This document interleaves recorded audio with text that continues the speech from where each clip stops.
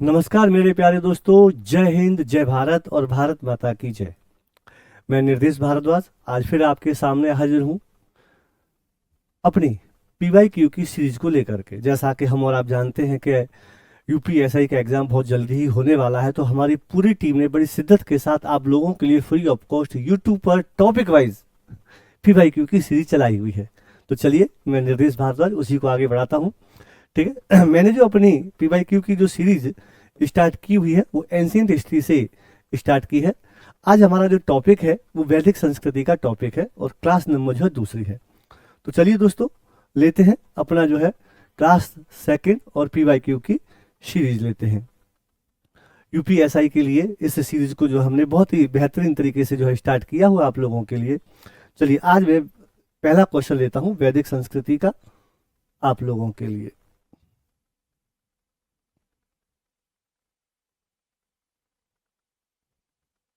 चलो, वैदिक culture question number 1। वैदिक संस्कृति के देवता इंद्र ईश्वर थे, आपको ये जो है बताना है। तो वैदिक देवता इंद्र ईश्वर थे किसके? पवन के, शाश्वत के, वर्षा के या अग्नि के? देखिए, ये जो क्वेश्चन है यहाँ पर जो है आप लोगों के एग्जाम में जो क्वेश्चंस आए हुए हैं मैंने वो सब यहाँ पे रखे हुए हैं। तो हमारा जो वैदिक संस्कृति है, मैं इसका आंसर बता देता हूँ पहले। वर्षा और वायु के जो है देवता थे। तो हमारी वैदिक संस्कृति के जो इंद्र देवता हैं ये सबसे मुख्य देवता थे। ठीक है। इनको जो है पुरंदर भी कहा जाता है। पुरंदर का मतलब होता है किले तोड़ने वाला, किले तोड़ने वाला। तो ऐसा कहा जाता है कि देवताओं को दूसरे देवताओं के, राक्षसों के किले तोड़ने के लिए इंद्र भगवान की जो हेल्प लेनी पड़ती थी। तो यहाँ पर जो 1 से लेकर के 5 क्वेश्चन तक हैं वो इंद्र भगवान से संबंधित हैं। तो आप समझ पाओगे कि जो है कैसे जो है क्वेश्चंस भाषा बदल बदल के आते हैं और कैसे क्वेश्चन रिपीट होते हैं। क्वेश्चन नंबर 1, वैदिक देवता इंद्र ईश्वर थे किस चीज के? वर्षा और वायु के। क्वेश्चन नंबर 2, ऋग्वेद का प्रमुख देवता कौन थे? तो ऋग्वेद के प्रमुख देवता जो है हमारे ऋग्वेद के प्रमुख देवता मारुत, अग्नि। अच्छा, ऋग्वेद के जो मुख्य देवता थे वो हमारे अग्नि थे। इसमें जो है इंद्र नहीं है, तो अग्नि है। तो 2 देवता मुख्य थे। पहले नंबर पर जो है इंद्र आते थे और इनके बाद में फिर जो है अग्नि देवता जो है आते थे। लगभग 250 सूक्त इंद्र भगवान के लिए थे और लगभग 200 सूक्त जो है अग्नि देवता के लिए। अग्नि को, जैसे इंद्र भगवान को जो है पुरंदर कहा जाता है, इनको मध्यस्थकार कहा जाता है। मध्यस्थ का देवता जो है कहा जाता है। अब आप कहेंगे कि सर मध्यस्थ का देवता का क्या मतलब है? तो जब यज्ञ होता है तो यज्ञ में से, हवन कुंड में से निकलती है अग्नि और ये जाती है सीधी ऊपर जो है देवताओं के पास। ठीक है। बीच में बैठे हुए हैं हम तुम लोग, पब्लिक, जनता, भक्त लोग बैठे हुए हैं। तो ये जो है भगवान के और हमारे बीच में जो है मध्यस्थ का जो है काम जो है करती थी। वैसे मध्यस्थ को जो है हमें यहाँ, तो हम लोग बैठे हुए हैं, हम यहाँ, तो हमारे और भगवान के बीच में संपर्क सूत्र बनाने के लिए अग्नि देवता जो थे वो जो है काम करते थे। तो ये जो है अग्नि देवता है जो है हमारे जो है। तो दूसरा क्वेश्चन तो सेम क्वेश्चन है, देवताओं से संबंधित। अग्नि देवता जो है इसका आंसर है। ऋग्वेदिक काल के लोग किस देवता में ज्यादा विश्वास करते थे? पशुपति और सरस्वती, इंद्र भगवान, प्रजापति और अग्नि। तो अब आपको बताना है, इसका सही आंसर है इंद्र। अगर आपके मन में वायदा में पशुपति बात आ रही होगी तो पशुपति जो है सिंधु घाटी सभ्यता के, पशुपति सिंधु सभ्यता के सबसे प्रमुख देवता है। और वैदिक संस्कृति के जो देवता है वो जो है हमारे इंद्र भगवान है।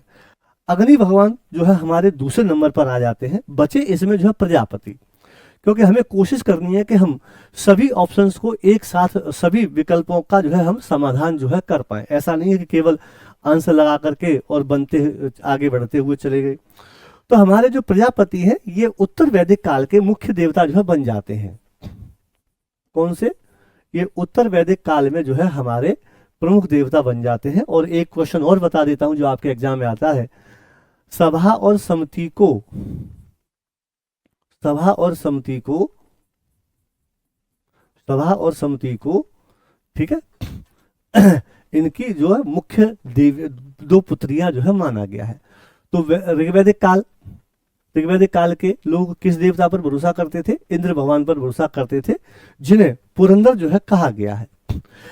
ऋग्वेद में बड़े देवताओं में सबसे प्रमुख देवता कौन से थे? तो सबसे प्रमुख देवता जो है इंद्र देवता थे।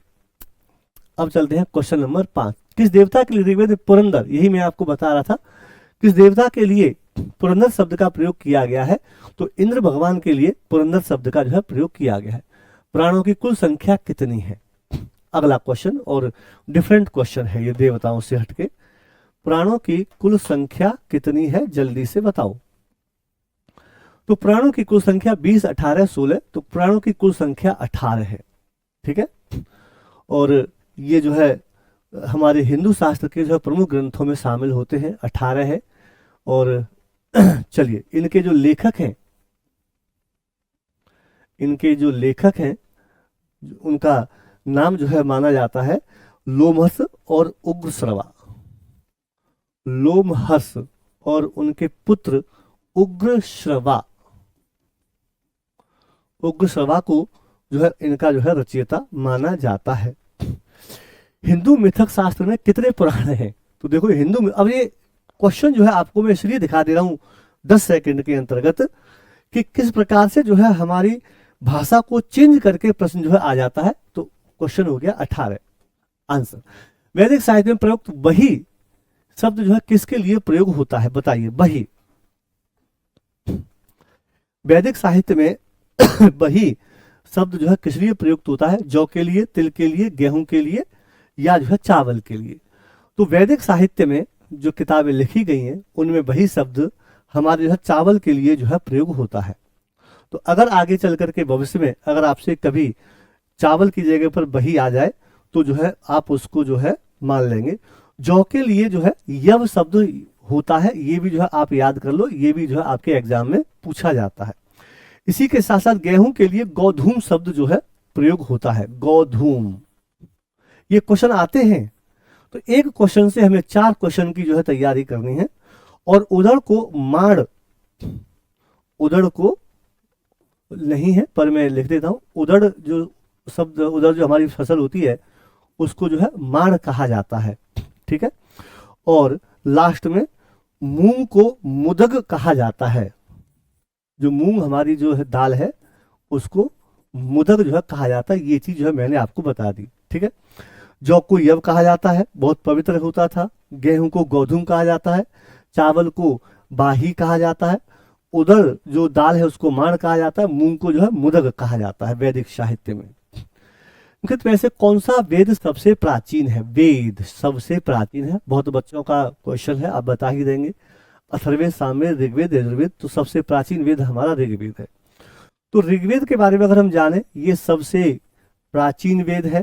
ठीक है, सबसे पहले लिखा गया वेद है, ये सबसे बड़ा वेद है, यह सबसे बड़ा वेद है। इसलिए इस वेद में 10 मंडल और 1028 सूक्त और लगभग 10,560 श्लोक जो है इसमें पाए गए हैं। लगभग 10,560 जो है श्लोक जो है पाए गए हैं।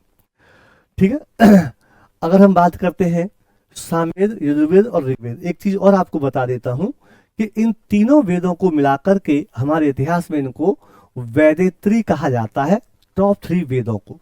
इसमें अथर्ववेद जो है शामिल नहीं था। एक होता है अर्थवेद और एक होता है अथर्ववेद।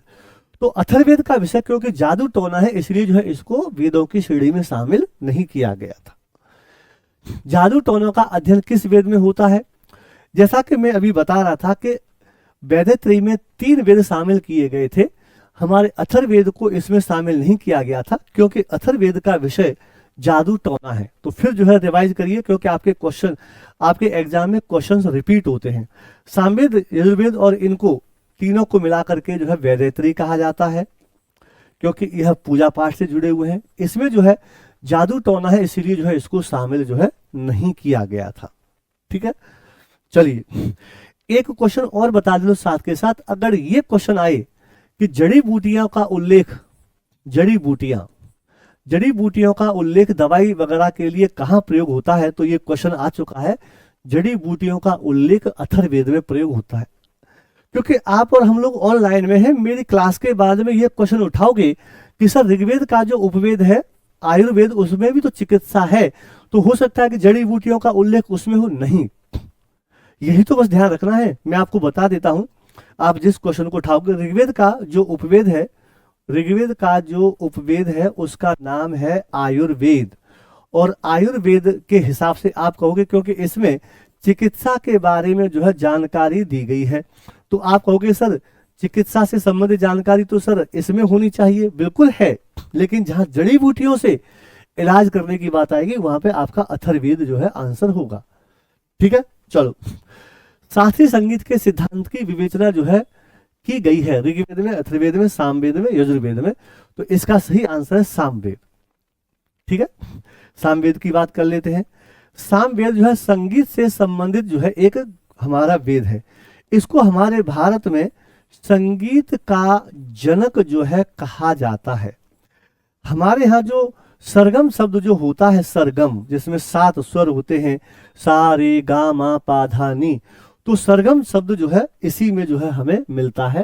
क्वेश्चन नंबर 11 का सही आंसर जो है सामवेद है। चलो ठीक है, यजुर्वेद, अथर्ववेद और ऋग्वेद। आगे चलते हैं। गायत्री मंत्र का सर्वप्रथम उल्लेख कहाँ मिलता है? बहुत अच्छा प्रश्न है। ऋग्वेद में, अथर्ववेद में, उपनिषद में, पुराणों में। तो आंसर है इसका ऋग्वेद। लेकिन ऋग्वेद से न तो आपकी आत्माएं शांत होंगी, न हमारी आत्माओं को शांति मिलेगी। ऋग्वेद में 10 मंडल, 1028 सूक्त और लगभग 10,580 जो है श्लोक हैं। ठीक है, अब अगर हम जो 10 मंडल की अगर हम बात करते हैं, तो इसका जो तीसरा जो मंडल है उसमें जो है गायत्री मंत्र का जो है उल्लेख है। और ये जो गायत्री जो मंत्र है मेरे प्यारे बच्चों, ये सविता नामक देवता के लिए गाया गया था। ठीक है, आज जो गायत्री मंत्र है वो हम जैसे कि जानते हैं, गायत्री एक माता है, उनके लिए गाया जाता है। ओम भूर्भुवस्सुवः तत्सवितुर्वरेण्यं भर्गो देवस्य, ऐसे करके जो है गाया जाता है। ठीक है, चलिए अच्छी बात है।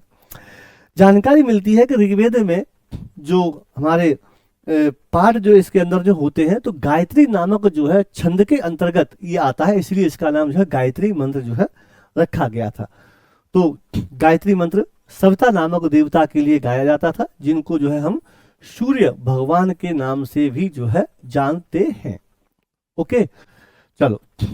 अथर्ववेद, उपनिषद, उपनिषदों की संख्या 108 है, जैसा कि आप जानते हैं। क्वेश्चन अभी आएगा तो वही जो है डिस्कस करेंगे। पुराणों की संख्या 18 है, ये क्वेश्चन आ चुका है आपके हमारे क्लास में। वैदिक युग में क्या चीज है? बहुविवाह प्रथा अज्ञात थी, बाल विवाह प्रमुख था, विधवा विवाह कर सकती थी और अनुलोम विवाह स्वीकृत था। बताओ, एक बहुत अच्छा प्रश्न है। मैं साइड में हो जाता हूं और जल्दी से जो पढ़ के बताओ क्या इसका सही आंसर होगा। क्वेश्चन नंबर 13 है। क्वेश्चन नंबर 13 है, वैदिक युग में, चलो, तो बाल विवाह जो है, जैसे बाल विवाह की हम बात करते हैं। अच्छा, इसका आंसर क्या है? इसका आंसर है अनुलोम विवाह स्वीकृत था। सबसे पहले अनुलोम विवाह होता क्या है? एक हो गया लड़का, एक हो गया लड़का और एक हो गई जो है लड़की। ठीक है, अब समझने की कोशिश करना। अगर लड़का जो है उच्च जाति का है और लड़की अगर निम्न जाति की है, ठीक है, तो इसे जो है हमारे इतिहास में अनुलोम विवाह जो है कहा गया है। इसका मतलब क्या हुआ कि यह एक प्रकार का जो है अंतर जातीय विवाह है। लड़का उच्च जाति का और लड़की निम्न जाति की। तो अंतर जातीय विवाह जो आज हम जो कहते हैं, जो अंतर जाति इंटरकास्ट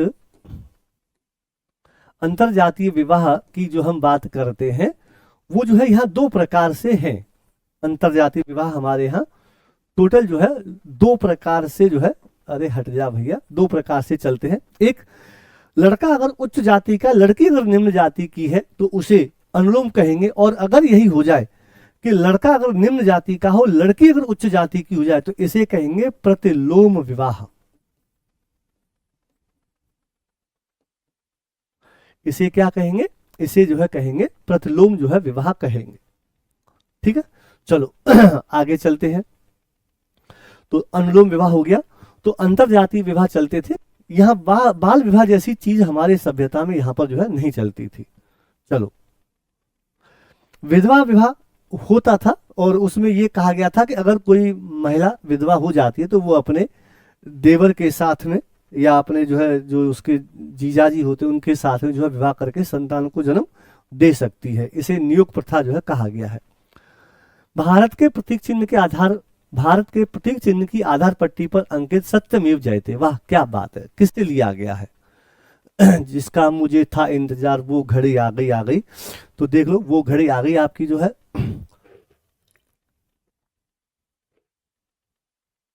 ठीक है, चलो। तो ऋग्वेद, शतपथ ब्राह्मण, रामायण और मुंडकोपनिषद। पहले मैं इसका आंसर बता देता हूँ फिर व्याख्या करूंगा। आंसर है मुंडकोपनिषद। मुंडकोपनिषद में पीछे से जो उपनिषद जो लगा हुआ है, तो उपनिषद एक बहुत अच्छा जो है शब्द है। यहाँ से हमारे एग्जाम में क्वेश्चन आते हैं।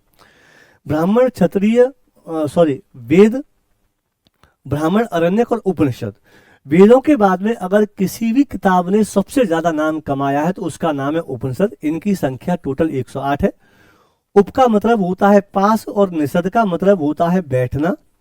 ठीक है, इसका मतलब होता है कि जब गुरु के पास बैठ करके शिष्य लोग अपना ज्ञान लिखते रहते थे, तो इस प्रकार गुरु के पास बैठ करके लिखे गई किताबों को, ग्रंथों को जो है उपनिषद जो है नाम दे दिया गया है। इनकी संख्या 108 है। 108 में से मुंडकोपनिषद नामक एक उपनिषद है जिसमें से हमने सत्यमेव जयते जो है लिया हुआ है। अभी बात खत्म नहीं हुई क्योंकि आपका एग्जाम है और क्वेश्चन कहीं से भी आ सकता है। सत्यमेव जयते को सबसे पहले हमारे भारत के राजा अशोक ने जो है प्रयोग किया। तो एक तो ये सबसे पहले मुंडकोप निषद में जो है मिलता है। मुंडकोप निषद के बाद में जो है इसको अशोक ने जो है अपने सारनाथ में एक स्तंभ लेख बनवाया था। स्तंभ लेख पर जो है वो एक पशुओं की आकृति, 4 पशुओं के शेर सिंह की आकृति वाला जो ऊपर का जो उसका धड़ा है, उसको हमारी सरकार ने जो है अपना जो है क्या प्रतीक चिन्ह बना लिया। उसी के यहाँ फुटप्रिंट पे यानी कि आधार पट्टी पर लिखा हुआ सत्यमेव जयते, वही शब्द, वो हमने नहीं लिखा, हमारे भारत के अशोक महान ने जो है ये लिखा हुआ है और उसको जो हमने अपने भारत का जो है चिन्ह जो है बना लिया है, आधार पट्टी पर प्रतीक चिन्ह जो है बना लिया है। सत्यमेव जयते वही जो है मिलता है, वही आज हमारे सरकारी दस्तावेजों पर और रुपयों पर भी अंकित है। चलो, वैदिक युग के लोगों द्वारा सर्वप्रथम किस धातु का, क्या बात है, सर्वप्रथम जो है किस धातु का जो है प्रयोग किया गया था? चांदी, सोना, लोहा, तांबा, किस धातु का जो है प्रयोग किया गया था? तो चांदी, सोना, लोहा, तांबा। तो वैदिक युग में सबसे पहले हमने तांबे को जो है प्रयोग किया था। तांबे को वैदिक युग में हमारे भारत में सबसे पहली प्रयोग होने वाली जो धातु है वो जो है तांबा ही है। तांबे की खोज हमारे भारत में राजस्थान के खेतड़ी एक जगह है, क्वेश्चन आता है बहुत ज्यादा, खेतड़ी। तो राजस्थान में खेतड़ी नामक एक जगह है, आप उस जगह पर, आप वह जगह ऐसी पहली जगह जहां से जो है ये जो है होता था। तो इस धातु का प्रयोग मैं आपको बता दूं कि सिंधु घाटी सभ्यता के लोगों ने भी किया है। तांबे में या कॉपर में जब उन लोगों ने टिन नामक जो है धातु मिला दी तो नई धातु जो है कांस्य धातु जो है बन गई थी। ये जो है इंडस वैली, यहां मैंने लिख दिया इंडस वैली सिविलाइजेशन यानी सिंधु घाटी की सभ्यता। तो इंडस वैली सिविलाइजेशन के लोगों ने तांबा नामक धातु में टिन नामक धातु मिला दी, कांस्य या ब्रोंज नामक धातु बन गई। ये इंडस वैली के लोगों ने जो है इसको बनाया है। इंडस वैली में जो है लोहे का प्रयोग नहीं होता था, तो वैदिक युग में जो है लोहे का भी प्रयोग होता है लास्ट टाइम में और तांबे का भी प्रयोग होता है। तो इसका आंसर है जो है तांबा। ब्राह्मणवाद जैसे कि आज एक श्रेष्ठ वर्ण के रूप में समझा जाता है कि जड़ें कहाँ थी? ऋग्वेद में, गुप्त काल में, उत्तर वैदिक काल में, ईसा युग की आरंभिक शताब्दियों में। बताइए जल्दी से इसका सही आंसर क्या है? बड़ा ही अच्छा प्रश्न है ये, ईसा युग की आरंभिक शताब्दियों में। ठीक है, अब देखिए इसको निकालना बड़ा जो है ब्राह्मणवाद। ब्राह्मणवाद क्या जो है हमारे ऋग्वेद में है ब्राह्मणवाद। ब्राह्मणवाद जैसे जैसे कि आज श्रेष्ठ वर्ण के रूप में जो है समझा जाता है, श्रेष्ठ वर्ण के रूप में जो है समझा जाता है। क्या जो है ऋग्वेद में ब्राह्मण है? नहीं है। गुप्त काल में ब्राह्मण था, ब्राह्मण है। उत्तर वैदिक काल से ब्राह्मण है, थोड़ा थोड़ा है। और ईसा युग की आरंभिक शताब्दियों में। तो ये जो है क्वेश्चन जो है बड़ा मुश्किल है। आप जो है इसका आंसर लगाओगे उत्तर वैदिक काल से, मुझे पता है। कुछ बच्चे कहेंगे कि ऋग्वेद में मिलते हैं ब्राह्मण के जो है हमें चाहिए, ब्राह्मण से संबंधित ऋग्वेद में मिलती है। कुछ कहेंगे जो गुप्त काल पता नहीं चलेगा, कुछ कहेंगे उत्तर वैदिक काल में। अब इसको समझो, हमारा जो वैदिक संस्कृति का जो टॉपिक है उसके दो पार्ट होते हैं, एक वैदिक काल और एक उत्तर वैदिक काल। उत्तर वैदिक काल में जाकर के 4 वर्ण जो है पैदा हो जाते हैं, ठीक है। और 4 वर्ण जो है, और समझो वैदिक संस्कृति का समय है 1500 बीसी से लेकर के 600 बीसी, 1000 से 600 बीसी, और 1000 से जो है 600 नहीं, 1000 से 1500 से 1000 बीसी और 1000 से जो है 600 बीसी का जो समय है, इसमें जो है हमारे यहाँ 4 वर्ण जो है बनते हैं, ब्राह्मण, क्षत्रिय, वैश्य और शूद्र, ठीक है। और ब्राह्मणवाद जिसे आज एक श्रेष्ठ वर्ण के, तो जैसे जैसे अभी तो ब्राह्मण शब्द जो है बना है, ब्राह्मण एक वर्ण बना है, आगे चल करके यह जब ब्राह्मणवाद में जब कन्वर्ट होता है तो थोड़ा और जो है समय बीतता है। जब और समय बीतता है तो आंसर हो जाता है ईसा युग की आरंभिक शताब्दियों में। तो इसको हम आरंभिक शताब्दियों का मतलब कैसे है कि और थोड़ा नजदीक जाते हैं तो 600 के बाद 500 आएगा, 500 के बाद 400 आएगा, 400 के बाद 300 आएगा, 300 के बाद 200। ये जब 200-300 बीसी आएगा तब ये जो ब्राह्मण व्यवस्था जब और ज्यादा स्ट्रॉन्ग और मजबूत हो जाती है। और बुद्धिज्म और जैनिज्म ने इसी ब्राह्मण व्यवस्था का जो है विरोध किया था। तो आंसर हमारा होगा ईसा युग की आरंभिक शताब्दियों में। आरंभिक शताब्दियों का मतलब कि जैसे जैसे हम ईसा युग के 100, 200, 300 के आसपास में वहां पर ब्राह्मणवादी व्यवस्था ज्यादा मौजूद। अच्छा प्रश्न है, कॉन्सेप्चुअल प्रश्न है। चलो आंसर हो गया।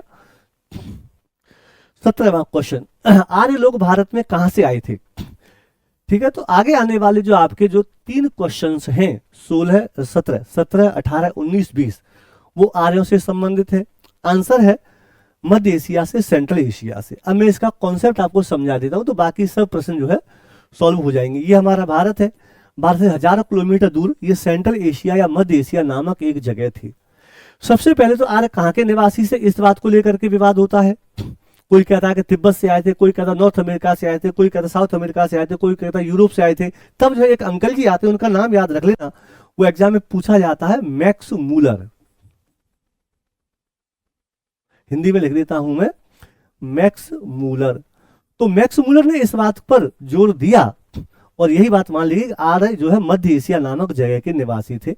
और आर्य जो है मध्य एशिया से भारत चल करके आते हैं और उसी क्षेत्र में आकर रहने लग जाते हैं जहां कभी सिंधु घाटी सभ्यता थी। तो आर्यों ने हमारे यहाँ आकर के जिस संस्कृति को जन्म दिया उस संस्कृति का नाम जो है फिर हो गया वैदिक संस्कृति। इसीलिए जो है ये वैदिक संस्कृति जो है ठीक है। आर्य जो है जब हमारे यहाँ आए थे, जब यहाँ लिख देता हूं मैं, आर्य जब हमारे आए थे तो ये घोड़े अपने साथ लेकर के आए थे। इसीलिए आर्यों के आने से ही हमारे यहाँ घोड़ों की पहुंच जो है हुई, उससे पहले हमारे यहाँ घोड़े नहीं होते थे, ठीक है। और इनका जो मुख्य जो दूसरा जो पशु था वो गाय था। गायों के लिए इनके बीच में अक्सर जो है लड़ाइयां हुआ करती थी। आर्य हमारे जिस क्षेत्र में आकर के बसे उसे और बता देता हूं एक और बात, उसे सप्त सैंधव प्रदेश जो है कहा जाता है, सप्त सैंधव प्रदेश कहा जाता है। यहाँ पे 7 नदियां जो है बहती थी, सिंधु, झेलम, चिनाब, रावी, ब्यास, सतलुज और सतुद्री, ठीक है। तो आर्य कहां से आए थे? मध्य एशिया से आए थे। आर्यों की मुख्य भाषा संस्कृत थी लेकिन ये बोल नहीं सकते थे, इसीलिए जो है इनको लिपि का ज्ञान जो है नहीं था।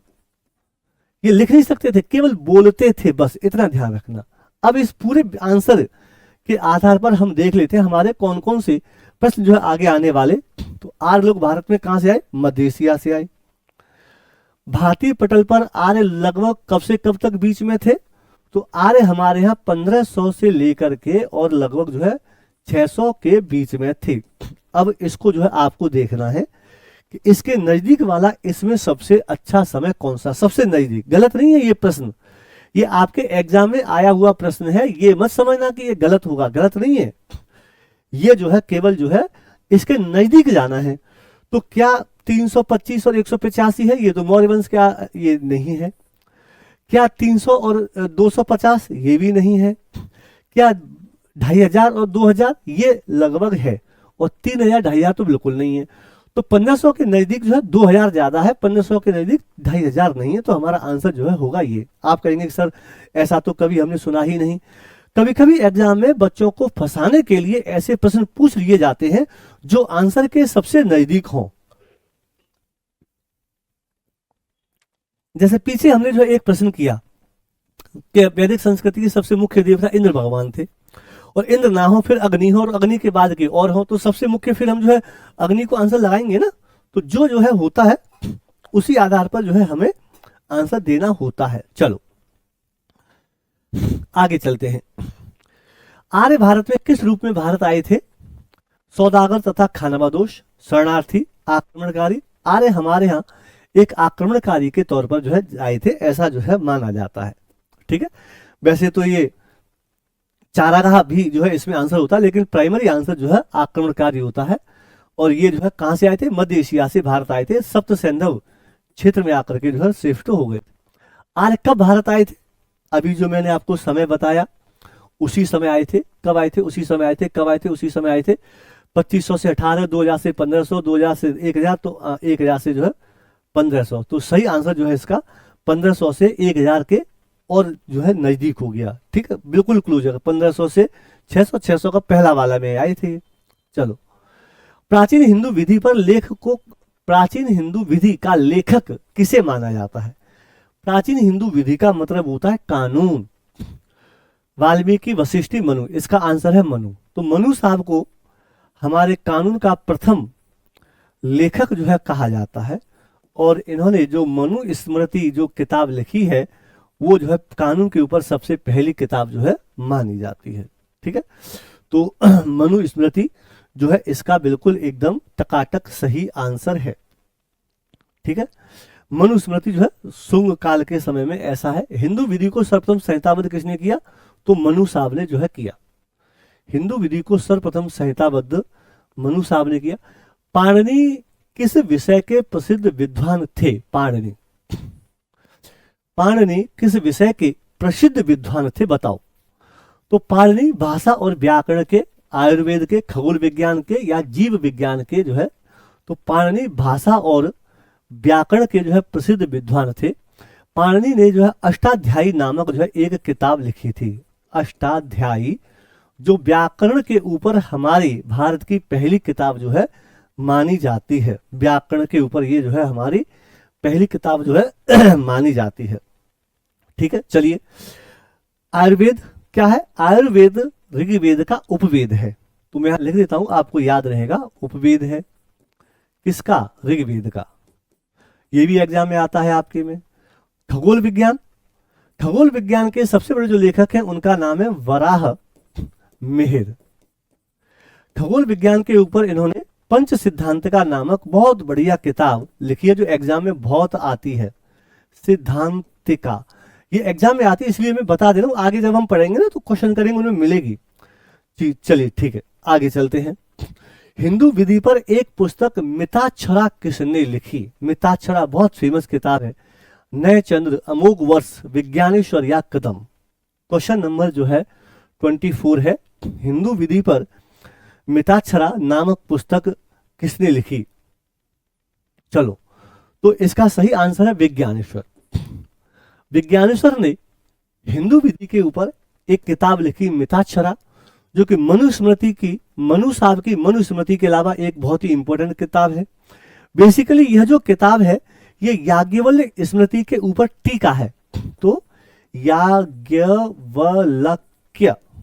स्मृति के ऊपर जो है ये एक टीका है। टीका इंग्लिश में कहते हैं कमेंट। तो क्या है कमेंट या टीका का मतलब क्या होता है? वैसे तो आप जानते होंगे, फिर बताना मेरा परम कर्तव्य है। मान लीजिए कोई किताब है और आप उसको अपनी सरल भाषा में जो है पेश कर देते हैं तो उसे हम जो है टीका कह देंगे। ठीक है, तो ये जो है मनुस्मृति, सॉरी, ये जो है याज्ञवल्क्य स्मृति के ऊपर जो है एक टीका जो है विज्ञानेश्वर साहब ने मिताक्षरा लिखी, हिंदू विधि पर है। और मनु साहब की मनुस्मृति के बाद में दूसरी सबसे महत्वपूर्ण किताब है। वैदिक काल किस भाषा का प्रयोग करते थे? ठीक है, अगर आप जो है 5 मिनट पहले मैंने जो व्याख्या दी इसीलिए दी थी कि आगे प्रश्न आएंगे, तो वैदिक आर्य जो है देखो यहाँ लिखो संस्कृत भाषा का जो है प्रयोग करते थे, लेकिन उनको लिपि नहीं आती थी इसलिए लिख नहीं सकते थे। ठीक है, तो चलो संस्कृत हमारा जो है प्रश्न का जो है आंसर है। अगर हम जो है इसको यहाँ देखते हैं, आर्य, वैदिक आर्य लोग जो है संस्कृत भाषा का जो है प्रयोग करते थे, इनको लिपि नहीं आती थी, इसलिए ऐसा कहा गया है कि आर्यों के ज्ञान को भारतीय ऋषि मुनियों ने सुन सुन करके जो है लिखा। द्रविड़ नहीं, ठीक है, पाली नहीं और प्राकृत नहीं। चलो, पाली और प्राकृत ये बौद्ध और जैन की जो है भाषाएं हैं। अगर आपसे पूछ लिया जाए, अशोक हमारे जो राजा हैं उन्होंने जो अपने अभिलेख हैं वो प्राकृत भाषा में जो है लिखे थे, जो कि जैनों की जो है भाषा है। तो प्राकृत जो है जैन धर्म की जो है भाषा है, पाली जो है बौद्ध धर्म की जो है भाषा है। द्रविड़ कौन है ये भी हम बता देते हैं। जब आर्य हमारे आकर के सब सिंध प्रदेश में बस गए, उसके बाद जब आगे चल करके वो पूर्व की तरफ दक्षिण की तरफ गए, तो जब आर्य हमारे सिंधु सभ्यता के उस सप्त सैंधव रीजन के क्षेत्र को छोड़ करके जब दक्षिण में गए, तो दक्षिण में इन आर्यों को, साउथ में यहाँ लिख देता हूं साउथ रेड कलर से ताकि आपको, तो साउथ में गए हुए आर्यों को जो है ये नाम दिया गया है। ऋग्वैदिक काल से पूर्व आर्यों का मुख्य व्यवसाय क्या था? ऋग्वैदिक काल से पूर्व, तो ऋग्वैदिक काल और उत्तर वैदिक काल, दो काल होते हैं ना। ऋग्वेद को दो कालों में बांटा जाता है, ऋग्वैदिक काल और उत्तर वैदिक काल। ऋग्वैदिक काल पहला वाला है, उसके बाद उत्तर वैदिक काल आएगा। तो ऋग्वैदिक आर्यों से पूर्व ही आर्यों का मुख्य व्यवसाय क्या था? तो क्या वो शिल्पकारी करते थे, पशुपालन करते थे, खेती करते थे या व्यापार करते थे? बताओ। तो इनका जो मुख्य व्यवसाय था वो पशुपालन था।